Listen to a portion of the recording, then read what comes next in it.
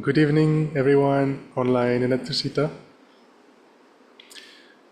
Welcome to this Medicine Buddha Puja that we will be dedicating especially for Aruna Ji, who passed away last week. Before we start, we can take a moment to arrive in front of our device at home and on the cushion here at Tushita, leaving our worries outside and coming to the present moment, trying to bring your attention for this puja. So we can start by taking 3 long, slow breaths.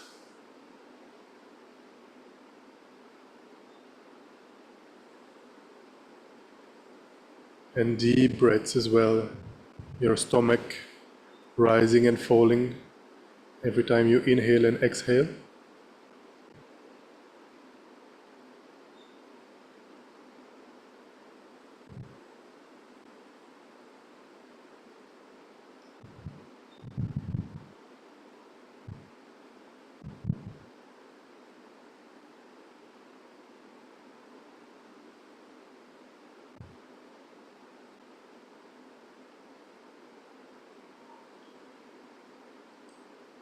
Now, before we start the puja, we'll do a 5 minutes calm abiding meditation.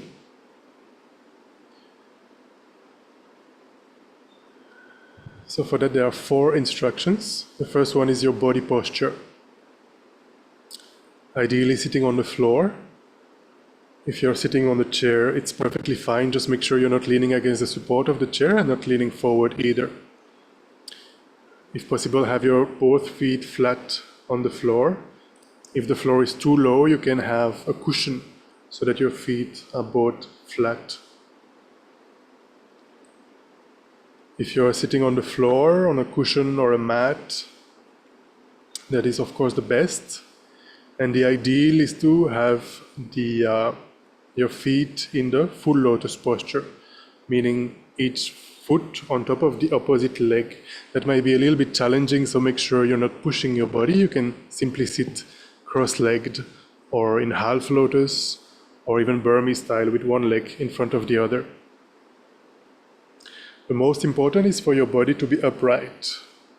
You can imagine there is a string pulling from the crown of your head, and so that your back is naturally straight, but at the same time relaxed, especially the shoulders are relaxed, and the arms as well. You can place your hands in the concentration, meditation mudra, with your right hand on top of the left, the 2 thumbs slightly touching, and you can rest this mudra on your lap.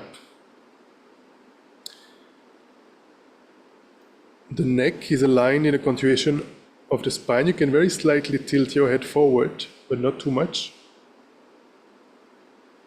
You can place your tongue just behind your upper teeth towards the upper palate. This helps to reduce the production of saliva while you meditate.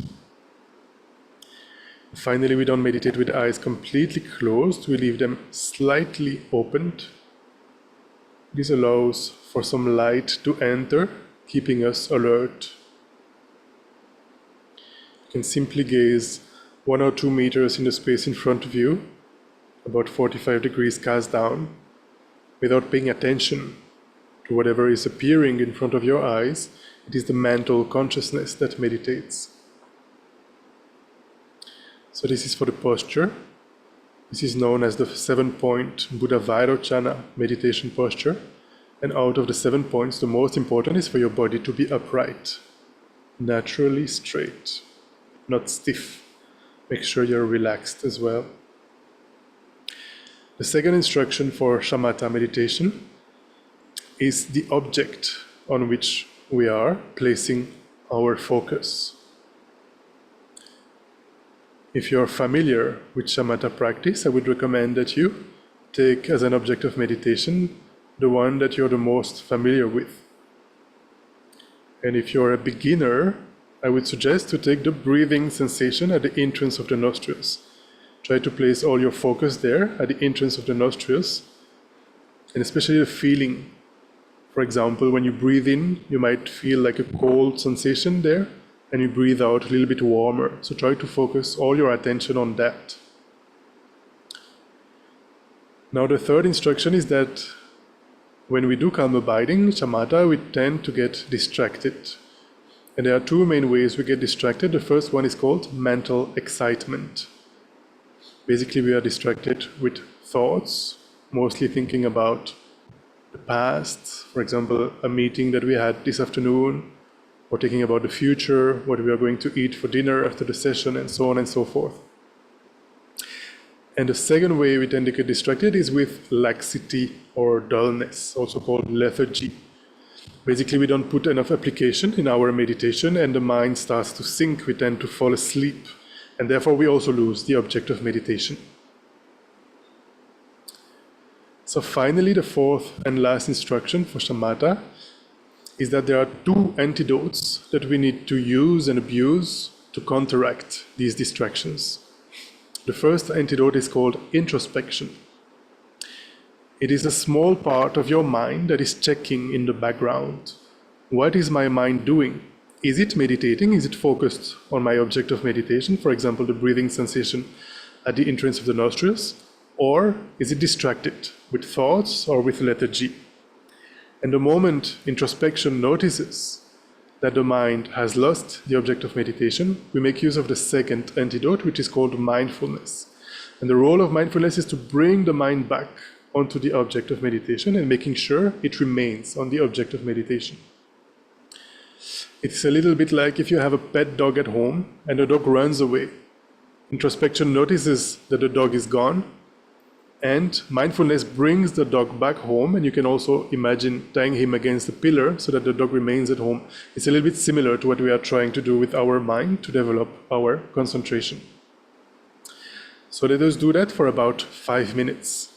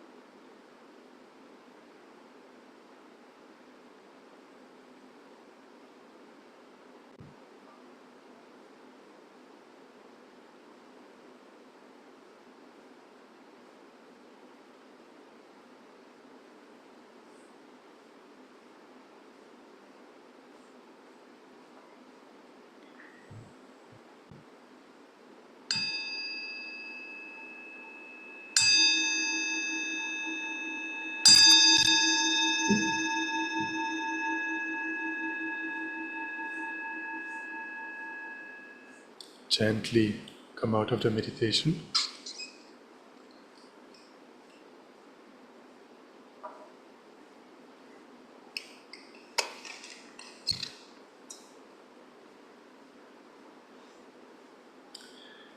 Now that our minds are hopefully a bit more settled, a bit more focused, let us try to generate a Mahayana motivation for this session. A motivation of bodhicitta, the wish to achieve awakening for the benefit of all sentient beings. And of course, we are dedicating this puja especially for Aruna Ji, who passed away last Thursday. So I think many of you knew her. She was a movie maker. She was very well known in the movie industry. And she was 88 years old.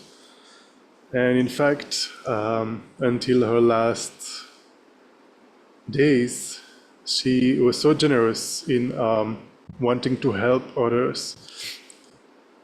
When we called for help, I think at the beginning of August, end of July, beginning of August, after the renovations happened here at Tushita,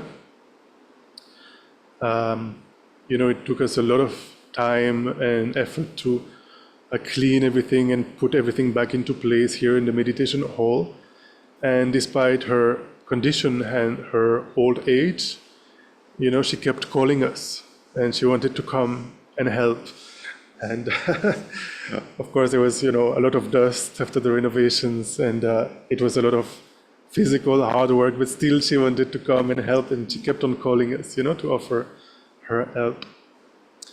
So we are dedicating the puja especially for her to have a fortunate rebirth, so that she may continue her dharma journey, so that she might, immediately as she gets reborn, she might meet fully qualified teachers such as His Holiness the Dalai Lama.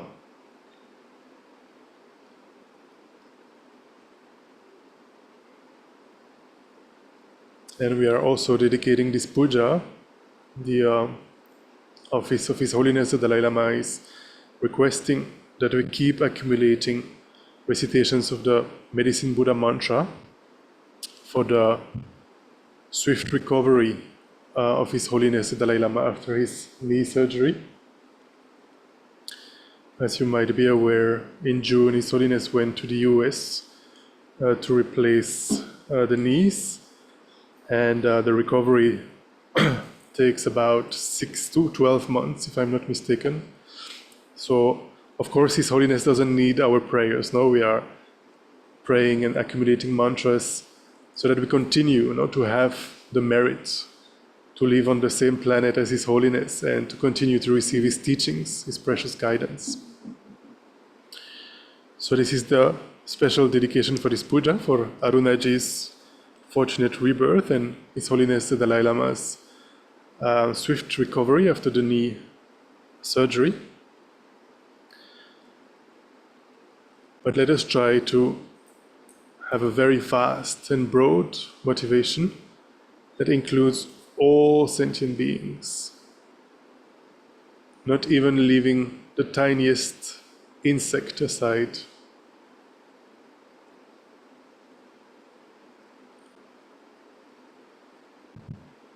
Recognizing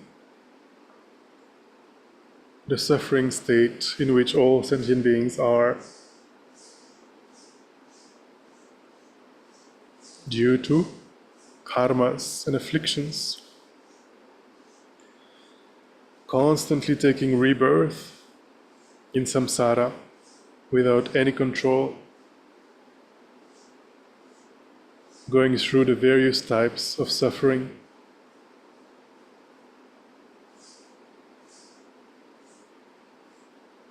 Some of which we can directly perceive with our own eyes,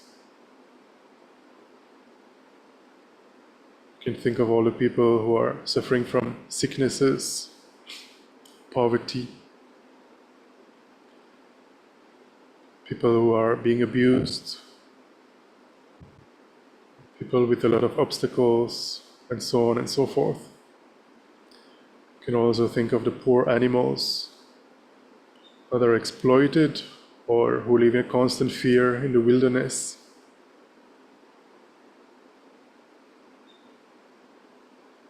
Try to generate a sense of compassion for all sentient beings, including yourself, thinking, may all sentient beings be free from suffering and the causes of suffering.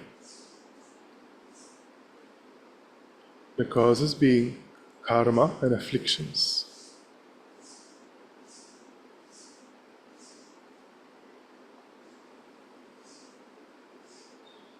Because of perceiving reality in a mistaken way, we are apprehending phenomena, including the self, as existing very solidly, intrinsically. We apprehend phenomena as existing objectively independent from our minds. This is the root of all our problems, the root of the afflictions, that is called the self-grasping ignorance.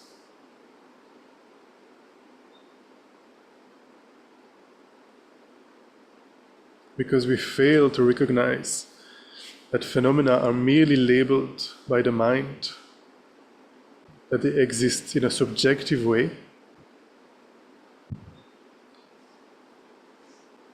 Because of that, we have the impression that we are the center of the universe. We feel that I am more important than others. But if we check carefully, there is absolutely no logic behind this impression.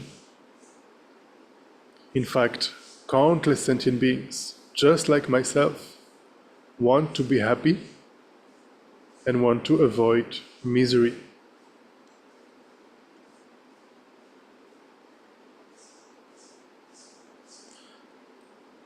And because we cherish this self so much, and all the objects that appear to us appear so solid, we also exaggerate their qualities.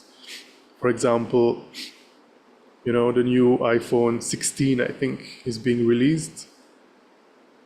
And it looks so objectively appealing. We want to possess it because we want to cherish this most important person, center of the universe. So, out of excessive attachment, we might engage in non-virtuous actions, such as stealing, for example.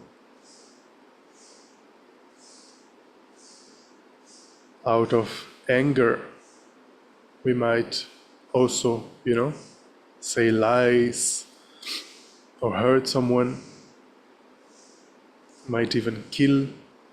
And all these non-virtuous actions, inevitably, they ripen in the form of unpleasant experiences. We experience suffering because of these negative actions.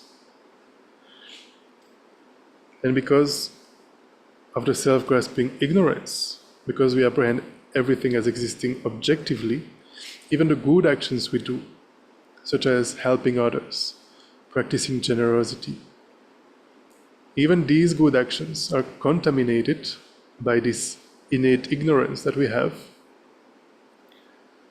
And the result of these positive karmas, these contaminated positive virtues, are pleasant experiences, but within samsara, within cyclic existence, meaning we don't have control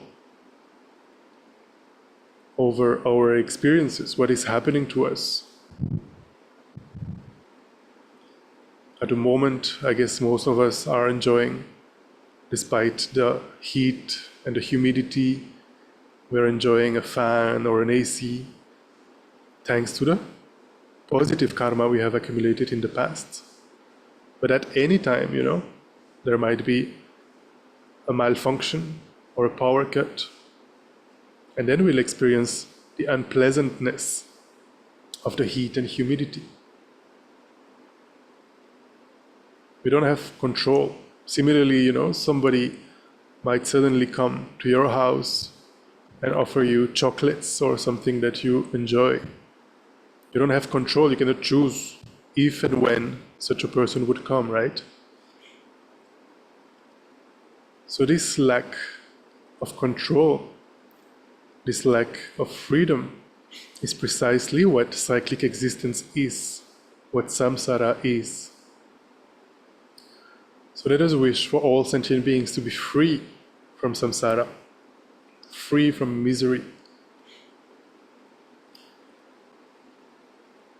And not only that, but let us recognize how fortunate we are currently being born as human beings, living in a world where the Buddha has appeared, the Buddha has taught, and his teachings are still very, very much available to this day, especially thanks to the invention of internet. So easily we can just click and read the sutras, listen to lectures and so forth.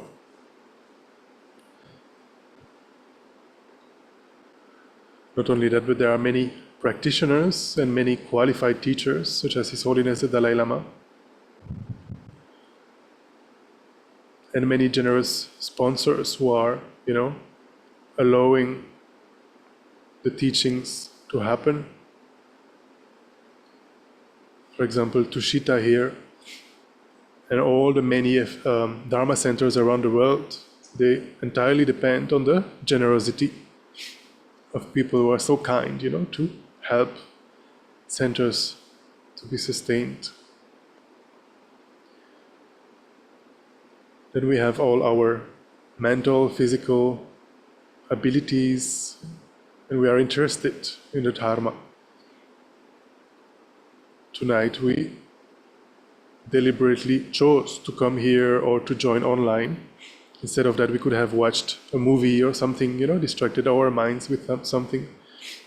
So having this interest for the Dharma, for the study, contemplation, meditation, is what really qualifies a precious human life. And we can see that even among all the human beings on the planet, about 8 billion of them, very few actually have the precious human life.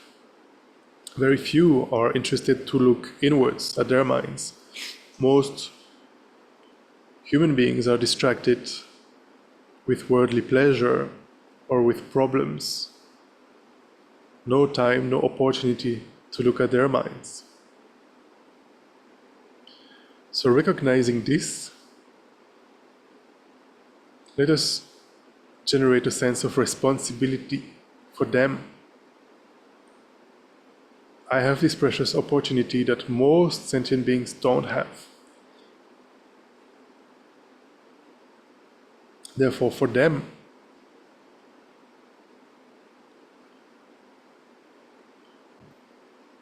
I will do this puja. For them, I will try to transform my mind, eliminate the afflictions. I'll refrain from engaging in negative karmas.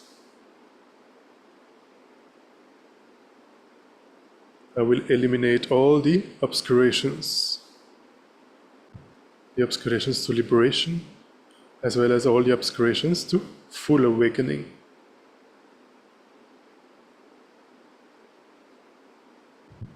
In order to benefit sentient beings in the best way, in order to guide them unmistakably, I need to achieve the state of full awakening, the state of Buddhahood, free from all the mental veils.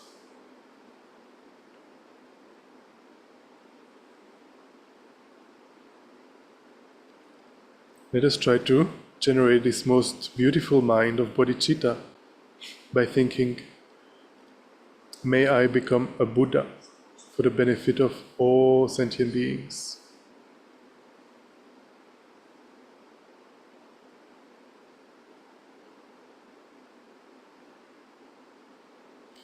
So with this motivation in mind, and in particular remembering Aruna Ji, we can turn to the Medicine Buddha sadhana.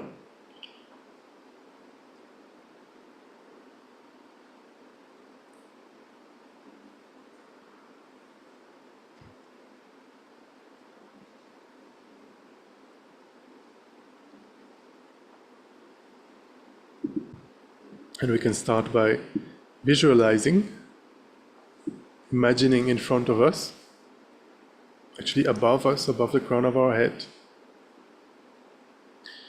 Try to visualize as best as you can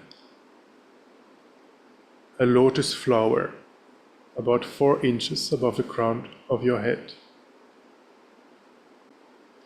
In the center of the flower, there is a moon disk, a white moon disk. And on top of the moon disk, my root guru is seated. He is the Dharmakaya essence of all the Buddhas. And tonight he is taking the aspect of Guru Medicine Buddha. You can visualize him about 6 inches tall above the crown of your head. His body made of a radiant blue light.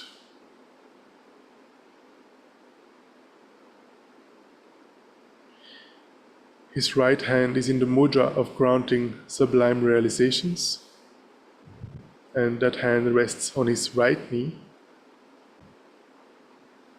and holds the stem of an arura plant between thumb and first finger.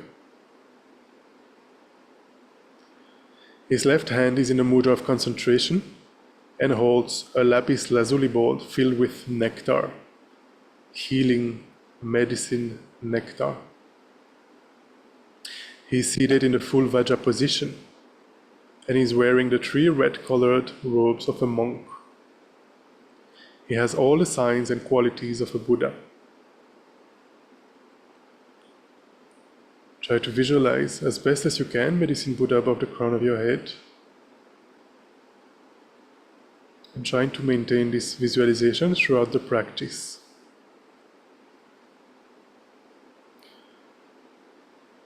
Now we can recite together, taking refuge in generating bodhicitta and the 4 immeasurable thoughts. I go for refuge until I'm enlightened, to the Buddha, the Dharma, and the Supreme Assembly. By my practice of giving and other perfections, may I become a Buddha in order to benefit all sentient beings. I go for refuge until I'm enlightened, to the Buddha, the Dharma, and the Supreme Assembly. By my practice of giving and other perfections, may I become a Buddha in order to benefit all sentient beings. I go for refuge until I'm enlightened, to the Buddha, the Dharma, and the Supreme Assembly. By my practice of giving and other perfections, may I become a Buddha in order to benefit all sentient beings. May all sentient beings have happiness and the causes of happiness. May all sentient beings be free from suffering and the causes of suffering. May all sentient beings never be separated from the happiness that is without suffering. May all sentient beings abide in equanimity, free from both attachment and hatred, holding some close and others distant. Especially for the benefit of all sentient beings, I will quickly, very quickly, attain the precious state of perfect and complete Buddhahood. For this reason, I will practice the yoga method of Guru Medicine Buddha.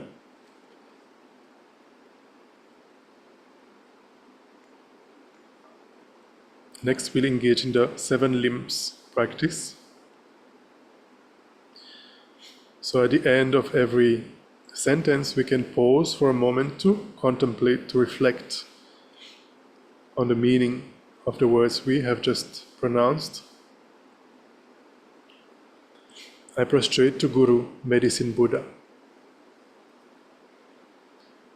So you can visualize prostrating to Medicine Buddha with numberless bodies around you.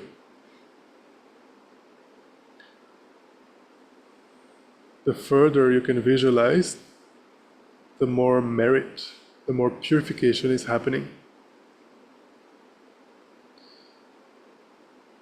You can imagine prostrating with all the bodies of your previous and future lives, as well as all sentient beings prostrating along with you. as far as you can imagine. Prostrating as a sign of respect, recognizing Medicine Buddha having eliminated all the mental veils, having achieved full awakening. And when we prostrate, it is a sign that we also want to achieve that awakening.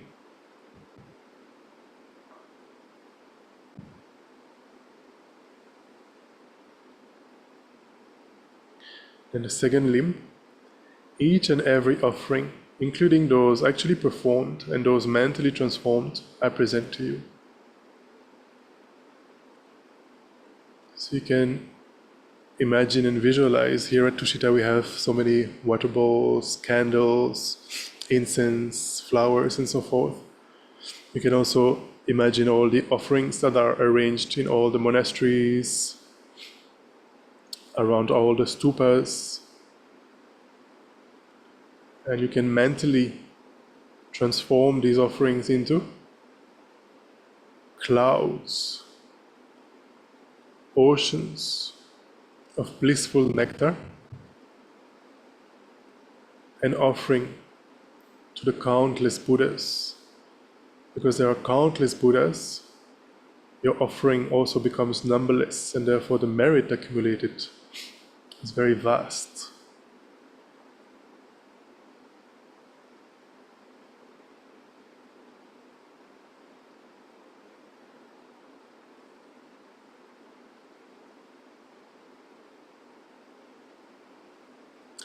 I confess all non-virtuous actions accumulated since beginningless time. Here you can wholeheartedly open your heart to the Buddha, recognizing that in countless past lives we have committed negative actions, and confessing to the Buddha with a healthy sense of regret. I don't want to experience the results of the negative karmas I have accumulated. I don't want to suffer. It's not about feeling guilty, which doesn't serve any purpose, but to wish not to experience suffering in the future.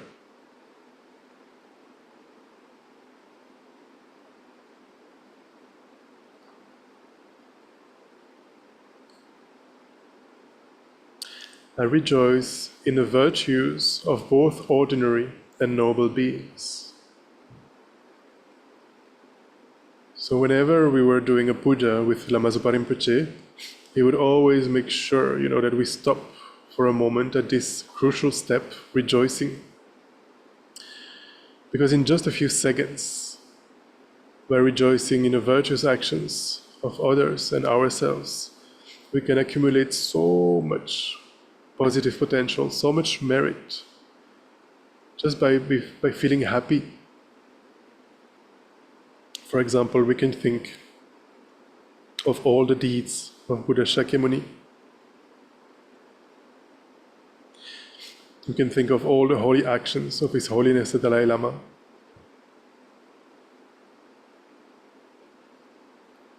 All the many activities of the enlightened masters, such as Lama Yeshe and Lama Zopa Rinpoche, how they dedicated every single second of their lives to benefit others.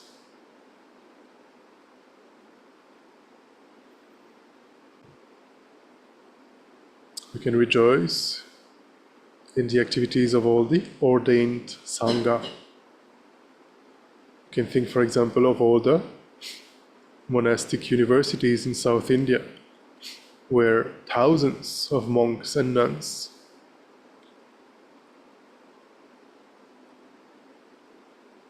are using all their time, dedicating all their time to the study, practice, contemplation, meditation, debate, offering service,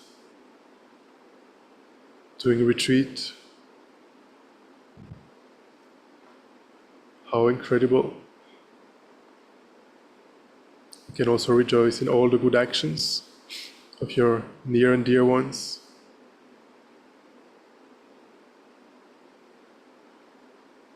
As well as your own good actions.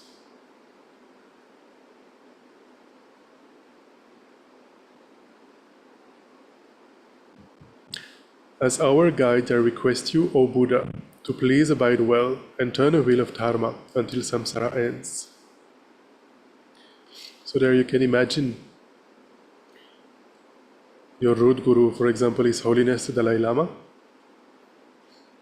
offering him beautiful thrones endowed with double vajras, symbolizing immortality, and requesting him to remain for a very long time. As well as big, beautiful dharma wheels, dharma chakras, requesting him to teach, to continue to share the dharma.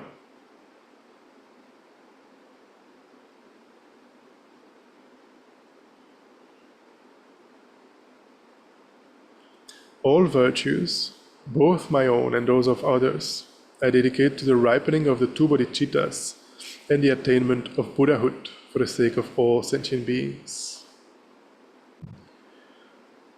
So basically dedicating the merit that we have accumulated by doing the 7 limb prayers. Why it is important to dedicate is because it is said a single moment of anger is so powerful that it can destroy the virtue that we have accumulated over many lifetimes, over many eons. But when we dedicate, it's a little bit like putting whatever cash we have on us, putting it in the bank, so that when we run into a robber, there is nothing to steal. Similarly, when we dedicate properly the virtues that we accumulate, when anger comes, it cannot steal these virtues. Then we can turn to page 9 and read together the prayers of requests.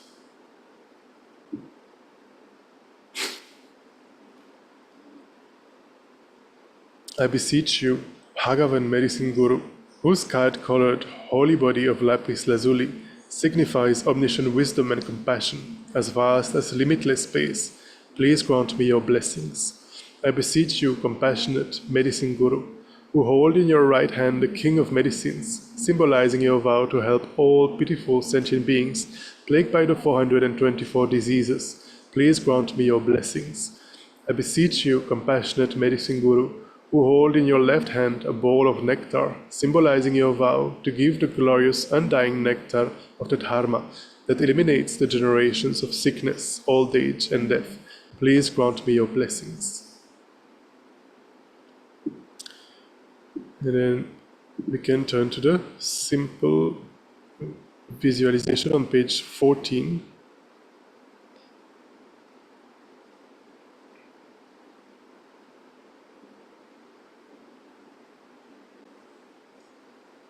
This will allow us to have more time for the mantra recitation by doing the simplified visualization.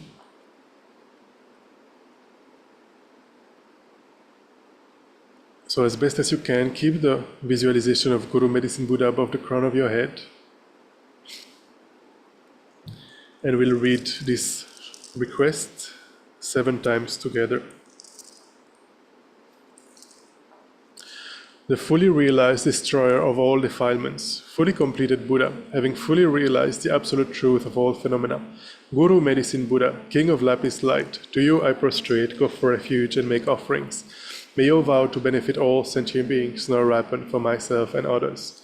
The fully realized destroyer of all defilements, fully completed Buddha, having fully realized the absolute truth of all phenomena, Guru Medicine Buddha, King of Lapis Light, to you I prostrate, go for refuge and make offerings. May your vow to benefit all sentient beings now ripen for myself and others. The fully realized destroyer of all defilements, fully completed Buddha, having fully realized the absolute truth of all phenomena, Guru Medicine Buddha, King of Lapis Light, to you I prostrate, go for refuge and make offerings. May your vow to benefit all sentient beings now ripen for myself and others.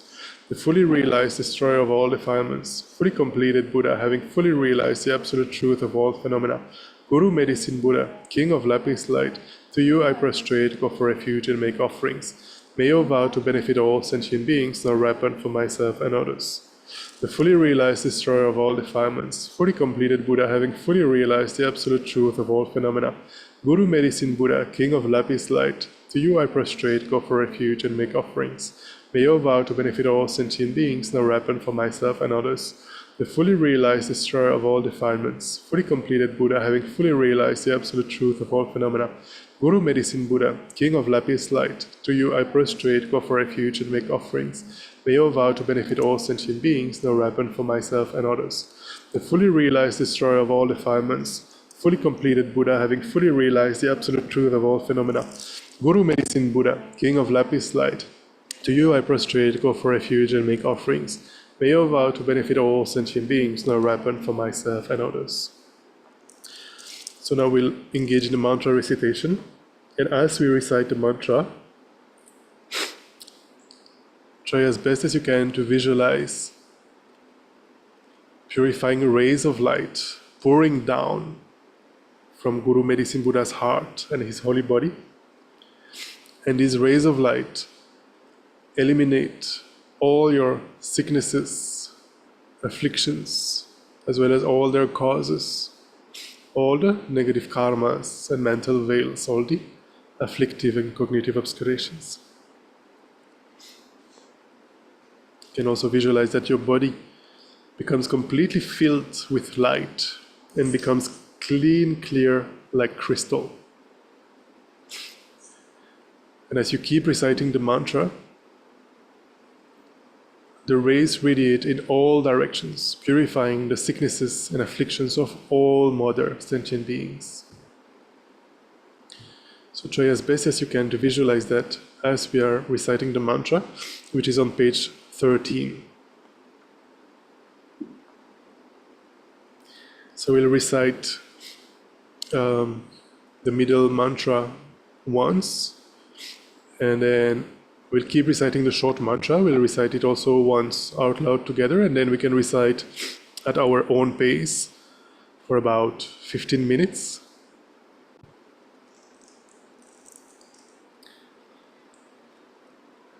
And we can recite in silence, but make sure there is at least some air coming out of your mouth, so that your mind is engaged in the visualization, and your speech, if there is at least some air, also your speech is involved, and it purifies your speech and body. For the body, actually, best is if you have a mala, counting your mantras, then your body, speech, and mind, the three of them are involved. Om Namo Bhagavate Bekanse Guru Bedurya Prabharajaya Tathagataya Arhate Samya Samudaya Teyata Omo Bekanse Bekanse Maha Bekanse Raja Samurgare Swaha Teyata Omo Bekanse Bekanse Maha Bekanse Raja Samurgare Swaha.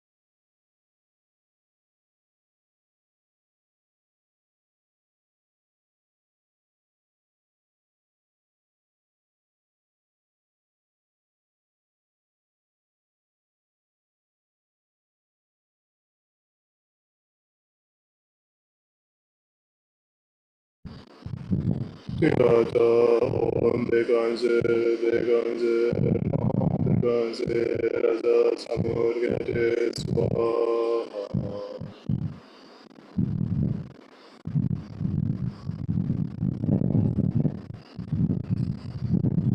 We've been having internet issues at Tushita, so we moved upstairs, where hopefully the internet will last.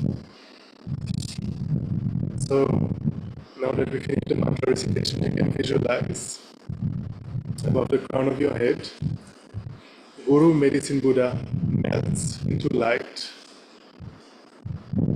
and he enters through your crown down to your heart and absorbs into your heart. Your mind becomes inseparably one with the Dharmakaya, the essence of all the Buddhas.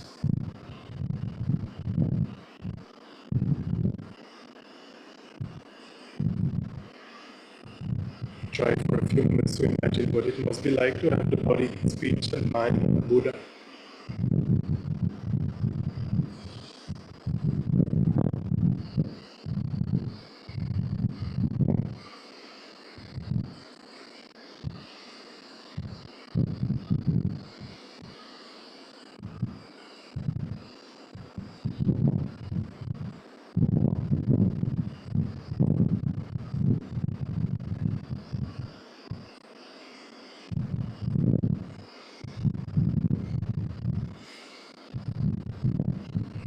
And then we can dedicate the merits and read together at the bottom of page 14. Due to these merits, may I complete the ocean-like actions of the Son of the Victorious Ones. May I become the Holy Savior, refuge and helper for sentient beings who have repeatedly been kind to me in past lives. By the virtues received by attempting this practice, may all living beings see, hear, touch, or remember me, even those who merely say my name, in that very moment be released from their miseries and experience happiness forever.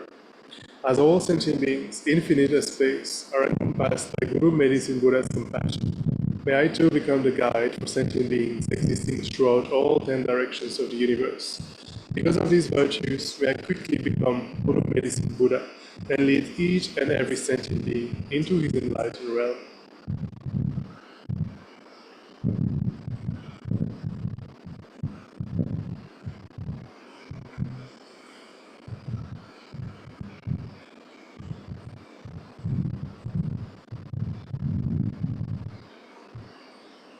Next, we can turn to the long life prayer for His Holiness the Dalai Lama, especially dedicating our mantra recitation for the swift recovery after his knee surgery, and requesting him to stay with us, to continue to teach for a very long time. Incomparably kind and supreme Tenzin Gyatso, the wish-granting, wish-fulfilling jewel, source of every single benefit and happiness in this world, may you have a long life and all your holy wishes be spontaneously fulfilled.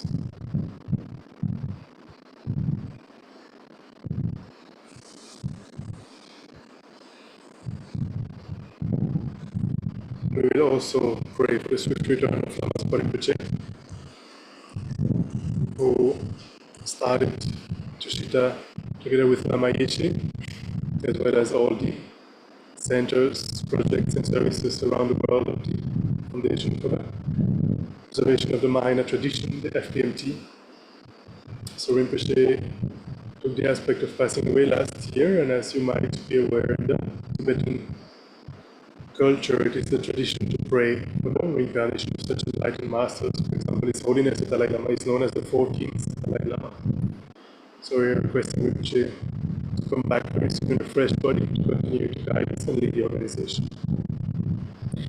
So this prayer is actually composed by His Holiness the Dalai Lama for us to recite. Fearless teacher and assembly of the children of the victorious ones, Shravakas and Pratyekya Buddhas, victorious Losang, father and sons, along with the lineage masters, all the objects of refuge of infinite lengths, please bestow the virtue and goodness of accomplishing this prayer here and now, holding and spreading the Muni's precious and complete teachings through explanation and practice. You wore the armor of patience that is never discouraged. Incomparable, venerable Guru, to you I make requests. While striving single-pointedly for the sake of the victorious one's teachings, the sole gateway through which all benefit and happiness emerge, and for modern living beings, you suddenly departed to peace. What a great loss! Nevertheless, through the undeceiving truth of the blessings of the ocean of the tree jewels, the great waves of Bodhicitta, the children of the victorious ones, made a smile of a reincarnation swiftly beaming glory for fortunate disciples.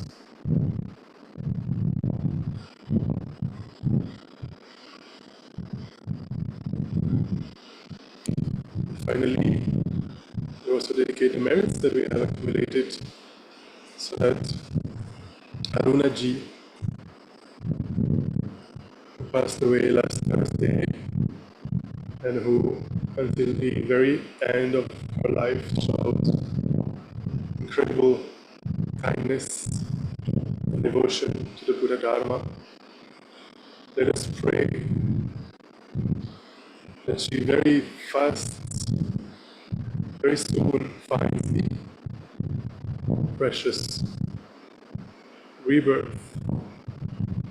Immediately upon being reborn, she might meet qualified teachers such as His Holiness the Dalai Lama, so that she might continue her journey, so that she might very soon become fully awakened and benefit countless sentient beings.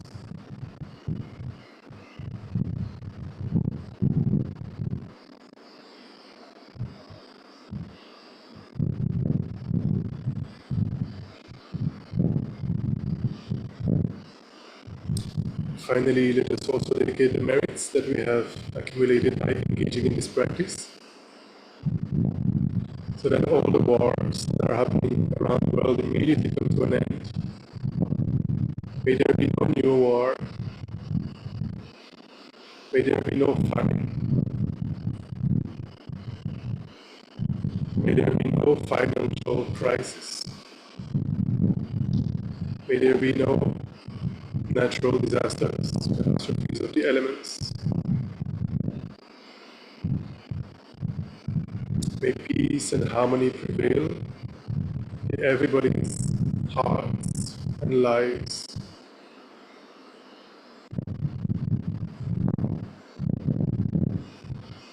Thank you very much, everyone, for joining for this practice, and we will see you on Friday.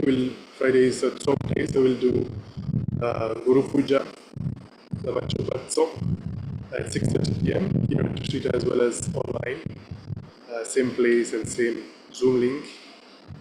It will be guided by Venerable Thupten Tempa from Sarajan Monastic University, who actually also is going to be guiding a meditation tomorrow morning on the labyrinth as well as on Friday morning. So most welcome to join us for that, and then our next program will be on Sunday. We'll have a Dharma discussion with Lokesh Chinda, the third and last session about the law of cause and effects. So that is Sunday at 11 a.m. Most welcome to join us for that as well. Thank you very much. Have a good night.